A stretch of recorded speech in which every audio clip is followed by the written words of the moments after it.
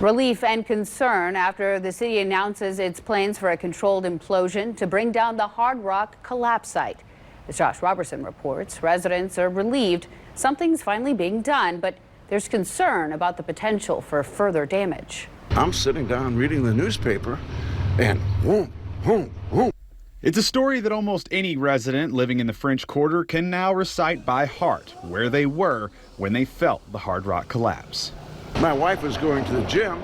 She called me almost immediately after the collapse. She was there, and she says, "You won't believe what happened." On Friday, the city announced it would go ahead with a planned demolition of the Hard Rock site sometime in mid-March.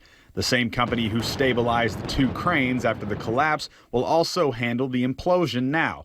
Civil engineer HJ Bosworth says that means getting it done safely and without damaging nearby buildings. And that's what is the most important. They have to study the structure. They have to remove anything in the structure and on the structure that can blow out and mess up something that they don't want to mess up. And in a space as compact and as historic as the French Quarter, Bosworth worries about the implosion shockwave's impact to the buildings and their foundation. In Las Vegas, you blow up a building and the nearby buildings shake, and if you lose a pane of glass here or there, so what?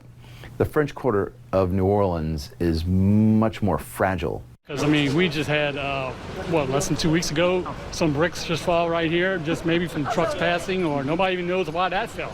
No, I'm not really concerned about the implosion. I think those guys should know what the hell they're doing.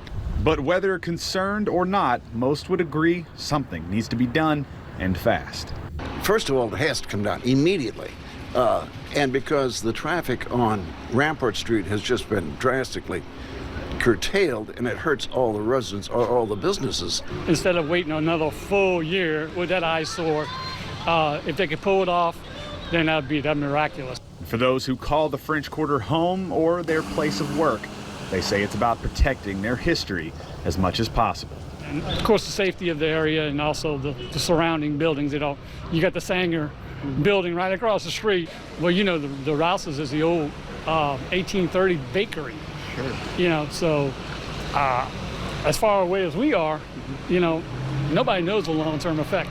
Josh Robertson, Fox 8, Local First. The implosion for the stabilization of those two cranes did break windows in the area. Cleanup after this implosion is expected to last 2 to 3 months.